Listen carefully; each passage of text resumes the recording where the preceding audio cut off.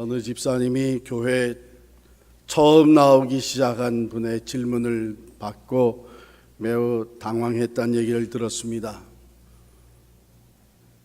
어떤 어려운 신학적인 질문인가 했더니 우리가 아주 많이 듣는 또 사용하는 단어에 대한 질문이었습니다. 은혜가 무엇입니까? 하고 그분이 물은 거예요. 교회 처음 나와가지고 몇 주일 교회 생활을 하다 보니까는 가는 곳마다 하는 일마다 얘기할 때에 은혜라는 단어를 계속 듣는데 도대체 이게 은혜가 뭔가? 근데 그 집사님이 그 질문을 받고 갑자기 당황해서 이렇게 답했답니다. 그거 이제 신앙생활 하다 보면 모든 게 다 하나님의 은혜야. 그렇게 답을 했다 그래요. 여러분들은 어떠세요? 은혜가 뭡니까? 하고 물으면 답이 금방 나올 수 있어요. 그럼에도 불구하고 우리는 신앙생활 하면서 고백하잖아요. 모든 것이 다 하나님의 은혜다. 은혜라고 하는 것은 자격이 없는 사람에게 값없이 주시는 선물이 은혜입니다. 은혜 중에 은혜는 예수 그리스도인 줄을 믿습니다. 우리는 구원받을 아무 자격이 없는데 우리의 죄값을 예수 그리스도께서 대신 치르시도록 하나님이 독생자 예수를 우리에게 선물로 보내주셨습니다.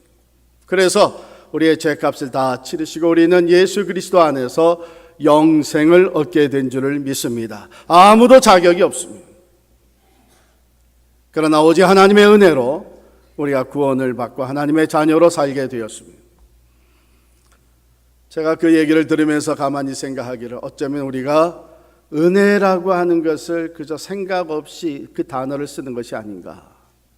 또 한 걸음 더 나아가서 정말 하나님이 주신 은혜, 모든 것이 하나님의 은혜라고 고백하면서 그 은혜에 걸맞는 보답하는 삶은 살지 못하고 있는 것이 아닌가 하는 그런 생각을 해봤습니다. 여러분, 하나님은 우리에게 은혜를 주시기를 기뻐하시고 우리는 늘 은혜를 사모하며 살아가고 있습니다. 신앙생활을 하면 할수록 모든 것이 하나님의 은혜라고 우리는 고백하게 되고 또 은혜 안에서 우리는 참 기쁨을 누리며 살고 있습니다. 그런데 하나님이 왜 그러면 우리에게 은혜를 주실까? 왜 주실까요? 하나님이 우리에게 은혜를 주시는 것은 하나님이 영광을 받으시기를 위함이십니다. 하나님이 영광을 받으시는 크게 두 가지 방법은 먼저 예배입니다.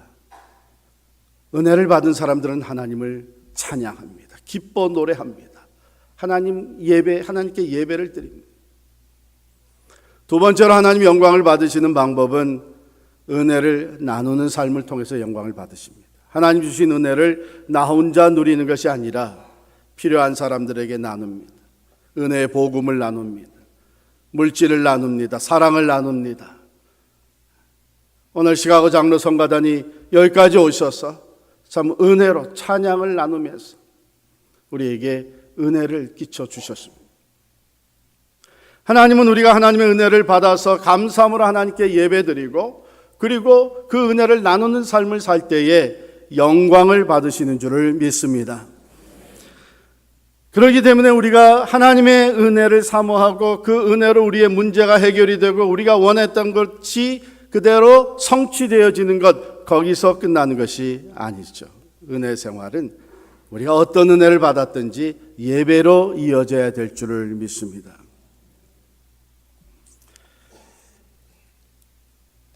느헤미야가 하나님의 은혜를 사모하면서 기도하기 시작을 했잖아요.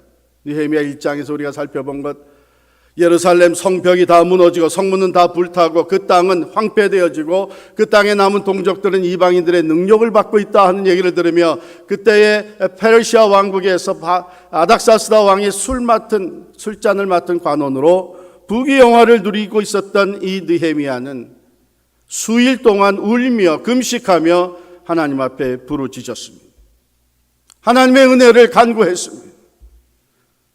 그는 마음에 이미 결단을 하고 하나님 앞에 기도하기를 내가 이 사람들 앞에서 은혜를 입게 하옵소서.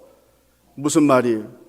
왕이 허락을 해야 내가 유대 땅으로 돌아가서 성벽을 다시 쌓을 수 있고, 왕의 퍼미션을 받아야만 내가 필요한 것을 공급받을 수 있는데, 이것은 하나님이 하실 수 있는 일입니다. 하나님 은혜를 입게 하옵소서. 하나님께서 은혜를 주셔서 왕의 허락을 받을 뿐만 아니라 그 유대 땅으로 돌아가는 그 과정 중에 있는 모든 지역의 총독들에게 무사 통과할 수 있도록 편지를 써주었고, 또한 필요한 재료들을 다 공급할 수 있도록 도와주셨습니다.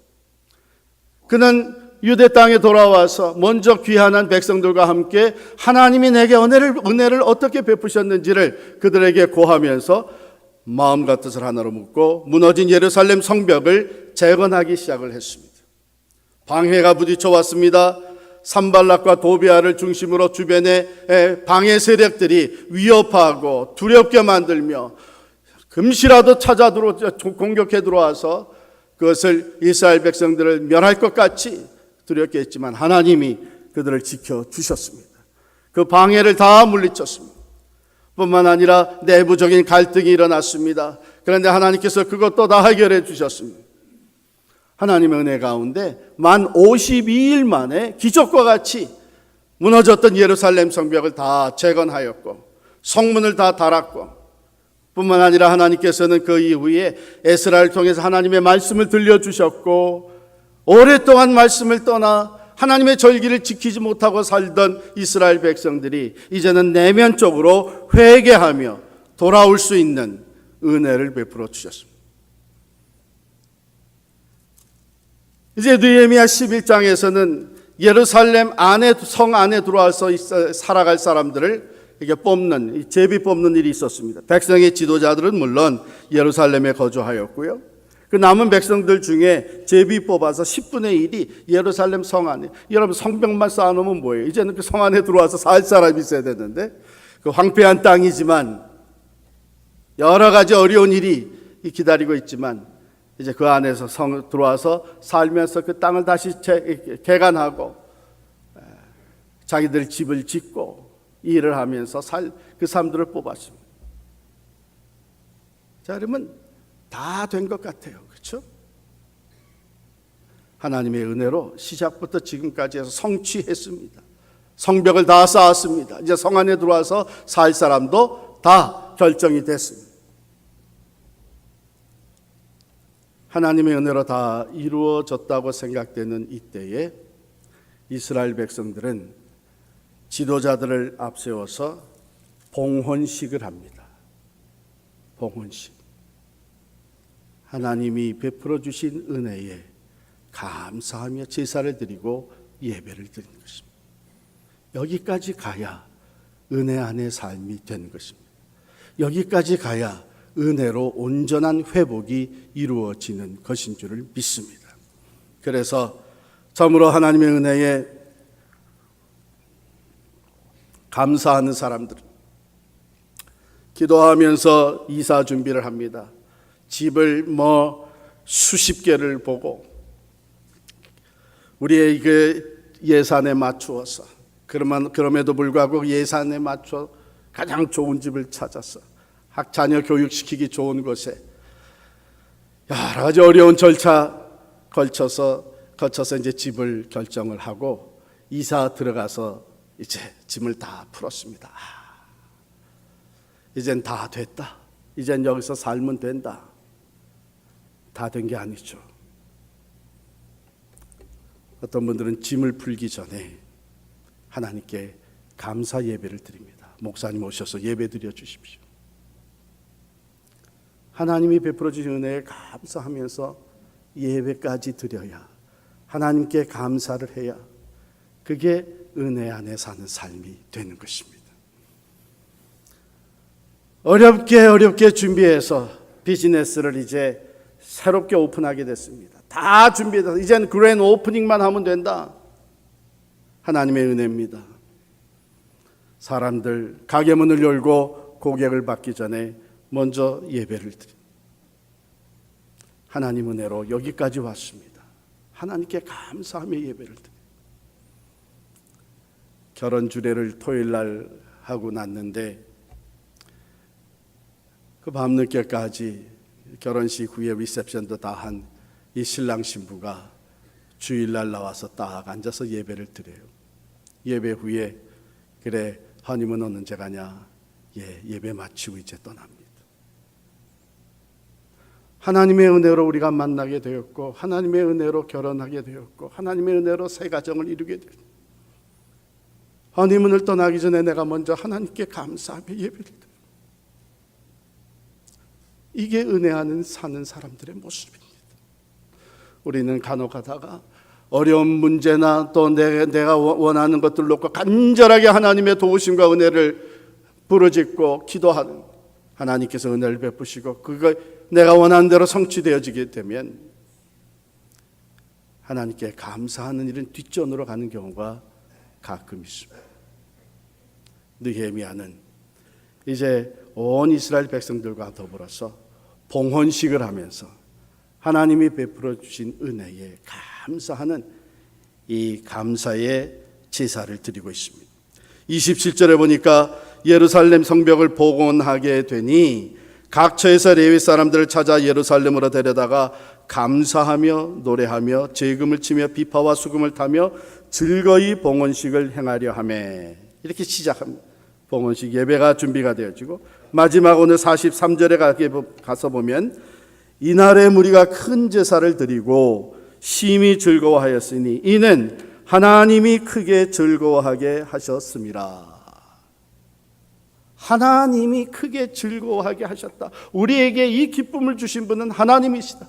우리에게 이 축제의 날을 갖게 해주신 분은 하나님이시다. 이 모든 것이 하나님의 은혜로 이루어진 것이다. 그 은혜로 인하여 우리가 말할 수 없이 기뻐하게 되었다. 이 봉헌 예배, 봉헌식의 주제는 감사예요. 감사. 시편 50편 23절에 보니까 감사로 제사를 드리는 자가 나를 영화롭게 하나니 그랬어요.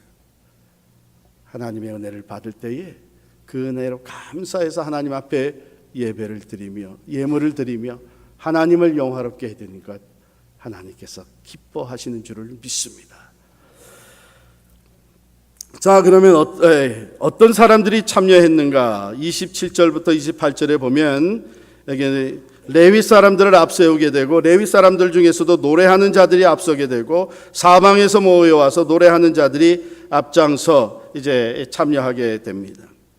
뿐만 아니라 31절에 내려가 보면 유다의 방백들, 유다의 모든 지도자들이 참여하게 됩니다. 그리고 43절에 가게 되면 마지막 부분에 부녀와 어린아이도 즐거워하였으므로 부녀와 어린아이까지 다 여기에 봉헌식에 올 수 있는 백성들은 다 참여해서 하나님 앞에 감사의 예배를 드린 거예요. 전에 제가 부목사로 섬기던 교회에 담임 목사님께서 이런 말씀하셨어요. 교인들이 몇 가지 분류가 있다 그런 얘기를 하는 거예요.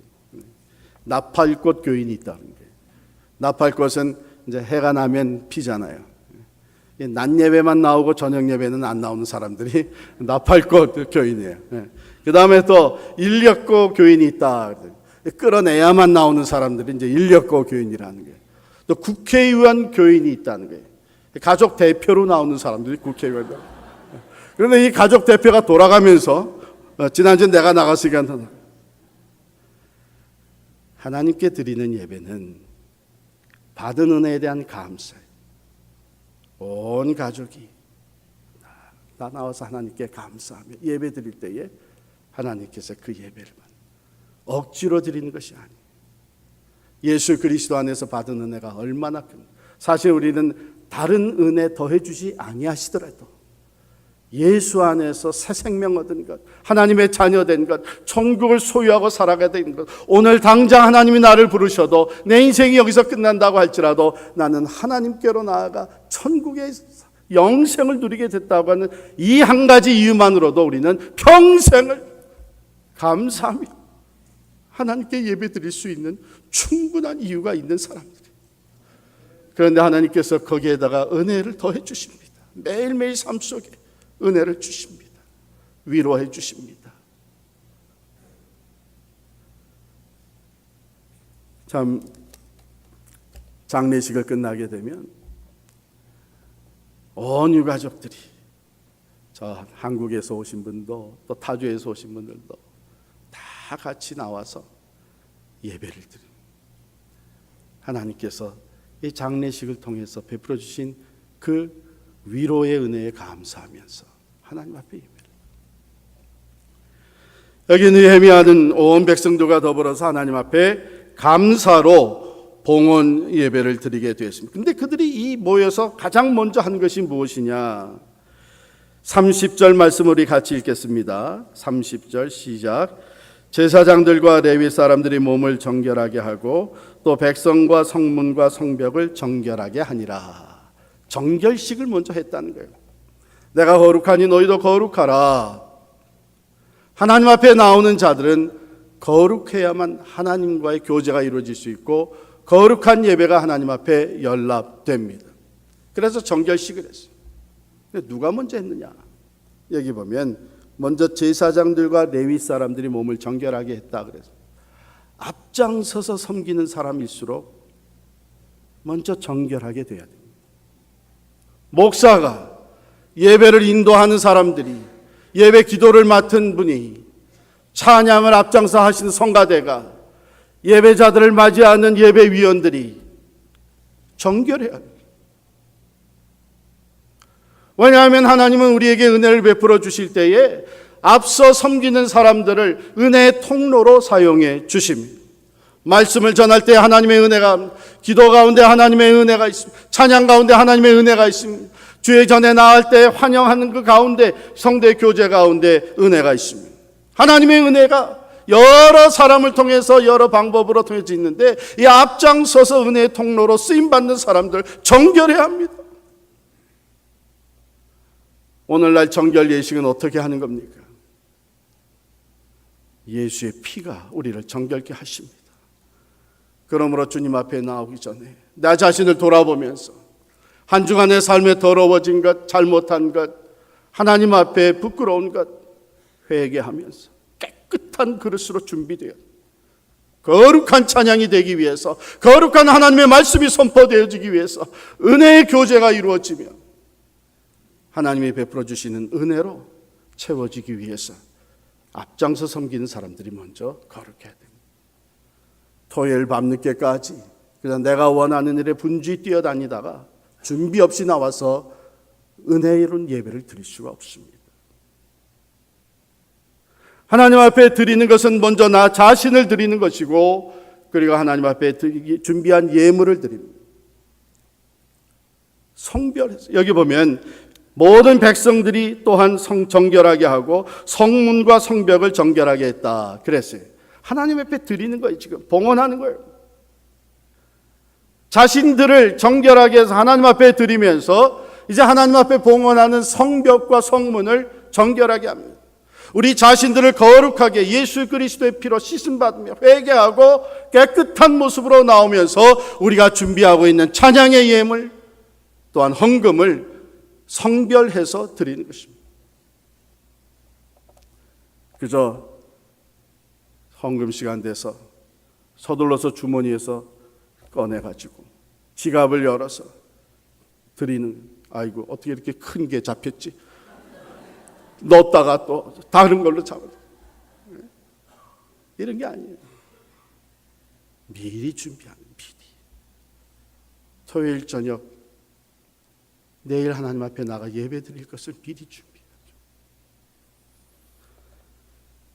거룩하신 하나님 앞에 나가기 전에 저들을 먼저 정결케 하였고, 그리고 철저한 계획을 세워서 준비해서 수많은 사람들이 질서정연하게 두 그룹으로 나누어 성벽 위로 걸어서 하나님의 전에 이르기까지 레위 사람들, 노래하는 사람들이 앞장서고 나팔수들이 같이 가고, 그래서 두 그룹이 나와서 가운데 만나서 하나님의 전 앞에 서는 이 귀한 행렬을 만들어 나갔습니다.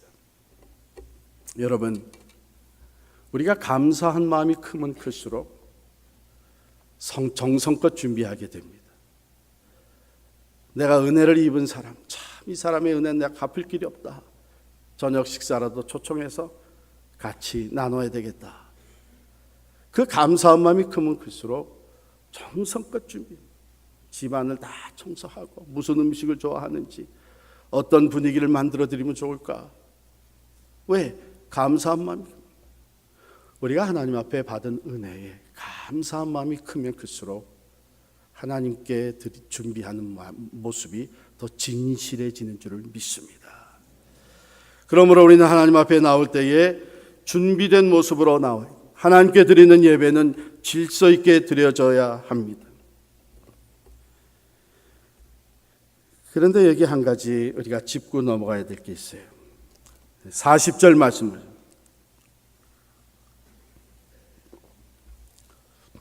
다 같이 읽습니다.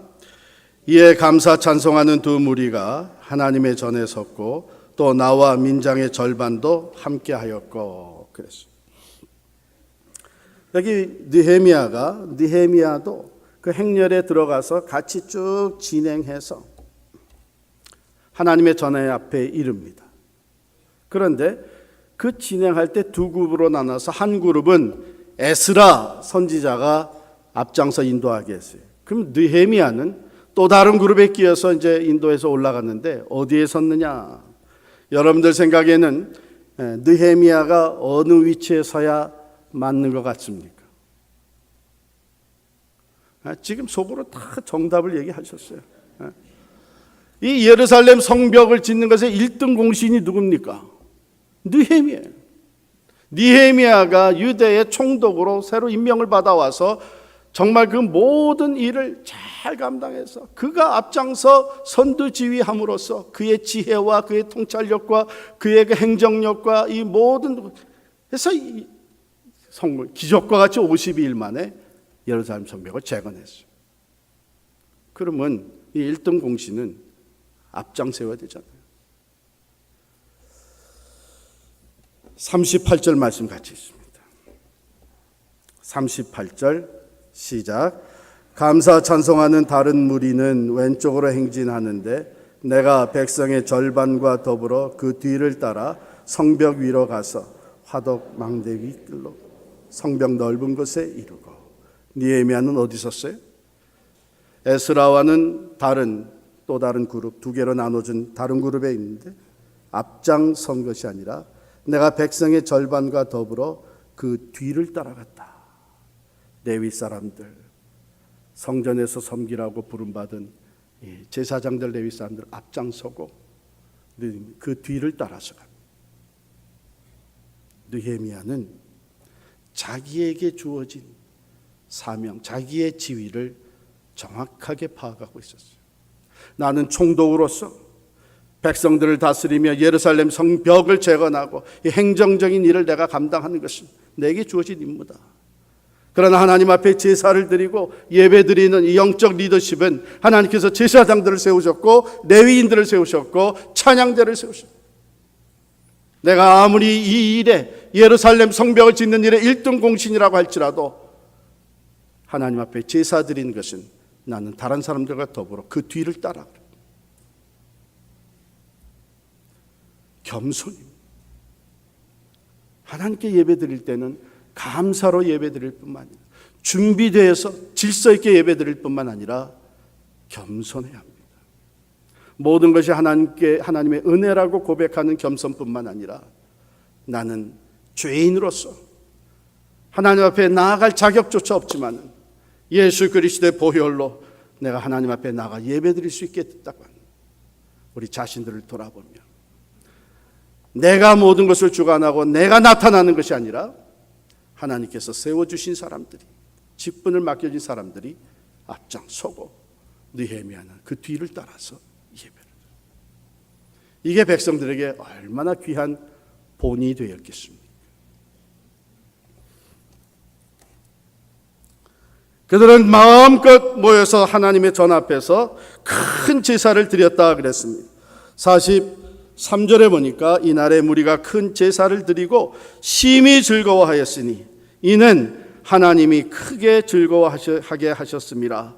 부녀와 어린아이도 즐거워하였으므로 예루살렘이 즐거워하는 소리가 멀리 들렸느니라. 할렐루야. 여러분, 우리가 하나님을 즐거워하며 기쁨과 감사로 찬양하며 예배하는 그 자체가 하나님에 대한 증거가 되는 줄을 믿습니다.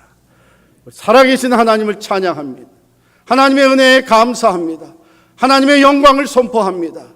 그 예배 자체가 살아계신 하나님 증거하는 일, 우리는 하나님께 속한 백성들이라고 하는 것을 우리가 위트네스하는 것이 되고, 살아계신 하나님이 이 모든 역사를 이루시고 은혜를 베푸셨다고 하는 것을 우리가 증거하는, 위트네스하는 아주 아름다운 사건이 바로 예배입니다. 예배가 여러분들의 삶의 중심에 있기를 축원합니다. 이제 교회 생활하면서 연세가 들어가시면서 우리 성도들이 좋아하는 찬송이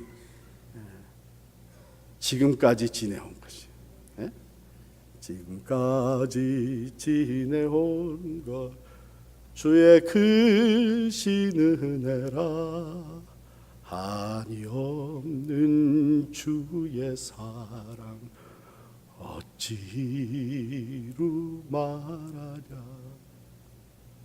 나이가 들어갈수록, 신앙의 경륜이 깊어갈수록 모든 것이 하나님의 은혜였다고 하는 것을 고백하기. 젊었을 때는 그것이 내 힘으로 했었던 것 같은데, 내가 능력이 있어서 해냈던 것 같은데, 돌아보니 그게 하나님의 은혜. 내가 누구보다도 인내가 있고 누구보다도 능력이 있어서 어려움에서도 헤어나왔었던 것 같은데, 내가 누구보다도 실력이 있어서 이민 생활에 성공한 것 같은데, 돌아보니 그 모든 것이 하나님의 은혜. 은혜 안에 사는 사람들은 시간이 지날수록 하나님의 은혜에 대한 감사가 더 커지고, 그 감사로 인해서 하나님께 나와 예배하는 것이 더 큰 기쁨과 즐거움과 고백이 되는 줄을 믿습니다. 또한 나이가 들어가면서 우리 성도들이 좋아하는 성경 구절이 있어요. 어떤 분이 저에게 목사님 그거 이렇게 외우면 쉽습니다. 그래서 롬 8:28 그러더라고요. 그래서 맨 처음에 이거 무슨 상스러운 소리 하나. 로마서 8장 28절을 우리 한번 외우시는 분들은 같이 한번 외워보겠습니다. 하나님을 사랑하는 자, 곧 그 뜻대로 부르심을 입은 자들에게는 모든 것이 합력하여 선을 이루느니라. 지나보니 하나님께서 모든 것을, 성공도 실패도 건강도 때로는 병약했을 때도 모든 것을 합력하여 하나님이 선을 이루셨다. 이게 얼마나 큰 은혜인가. 여러분, 진심으로 감사하는 예배가 여러분들의 삶의 중심에 있기를 축원합니다. 왜냐하면 예배는 우리의 기쁨이 되고 예배는 우리의 능력이 됩니다. 예배 가운데 우리는 임마누엘의 하나님을 만나게 되고, 예배를 통해서 우리는 살아계신 하나님을 선포하게 됩니다. 감사로 예배하는 자들을 하나님께서 찾으십니다. 겸손히 하나님 앞에 나오는 자들에게 하나님이 은혜를 더해 주십니다. 거룩한 모습으로 자신을 드리고 성별하여 하나님 앞에 예물을 드리는 자의 것을 하나님이 기뻐 받으시고 기대에 넘치는 것으로 은혜를 더해 주시는 줄을 믿습니다.